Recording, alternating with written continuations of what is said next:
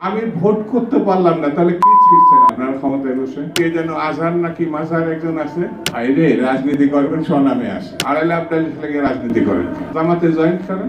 আপনাদের ঘাড়ে পা দিয়ে আমরা ক্ষমতায় আসি না। আপনাদের জন্মেরও অনেক আগে বিএনপি 3-4 বার ক্ষমতায় আসছে। শিবির নাকি তো বলেই আমরা ছাত্রলীগের মধ্যে ছিলাম। যদি অপরাধ করে থাকে ভারত তো করেনি, সেনাবাহিনী করেনি। আরে বাবা, কি মারাত্মক অভিযোগ না ভারতে। তার সঙ্গে কথা বলেন, আমার মাথা মাঝে মাঝে আওলা জাওলা হয়। আমি ভোট করতে পারলাম না, তাহলে কি ছিড়ছেন আপনার ক্ষমতায় বসে? একটা কথা বলতে পারেন না, আপনার ভাত খাওয়াতে পারেন না দেশবাসীকে। আইন শৃঙ্খলা পরিস্থিতি যে কোনো সময় থেকে খারাপ। কেউ কেউ বলছে না আপনাদের কোন দলকে নির্বাচিত করা মানে ক্ষমতায় বসানোর জন্য আমরা আসি না, এটা কি ছিড়তে আসছেন?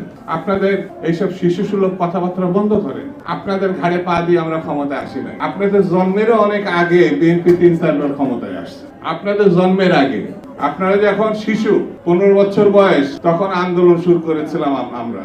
এই সময় 15 বছরের পরে এসে 1 মাসে কি লাফালাফি করলেন? সবাই তো নাম বাদ দিয়ে আপনাদের ছায়াতলে গেছে। বৈষম্য বিরোধী ছাত্র আন্দোলন গেছিল না? ছাত্র দলও নাম নেয় নাই, ছাত্র ইউনিয়নের নাম নেয় না। শিবির নাকি তো বলেই আমরা ছাত্রলীগের মধ্যে ছিলাম, বলে না ছাত্রলীগের মধ্যে ছিলাম। তার মানে ছাত্রলীগ যাকে পিটাইছে সেই তো শিবির পিটাইছে, শিবিরই পিটাইছে না?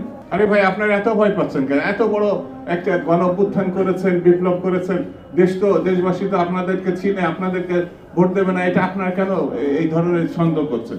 ইলেকশন দিলে তো আপনাদের জিতার কথা। 90-এর গণ অভ্যুত্থানের পর তো বিএনপি জিতেছে, ছাত্র দলের সরাসরি নেতৃত্বে তখন গণ অভ্যুত্থানে। আপনাদের নেতৃত্বে যদি গণ অভ্যুত্থান হয়, তা আপনারা তো একটা রাজনৈতিক দল গঠন করার চেষ্টা করছেন না? তাহলে ইলেকশন দিবেন না কেন? বিএনপি নাকি চাঁদাবাজি করে, বিএনপি নাকি দখলবাজি করে, বিএনপি নাকি ওই যে কে যেন আজহার নাকি মাজার একজন আছে, আগে ওরা খাইছে এখন এরা খেতেছে না, কি বলছে না? আইরে রাজনীতি করবেন স্বনামে আসে, আড়াইলে আপনার লেগে রাজনীতি করেন। জামাতে জয়েন করেন, আপত্তি নেই তো। অন্য একটা দলে জয়েন করেন।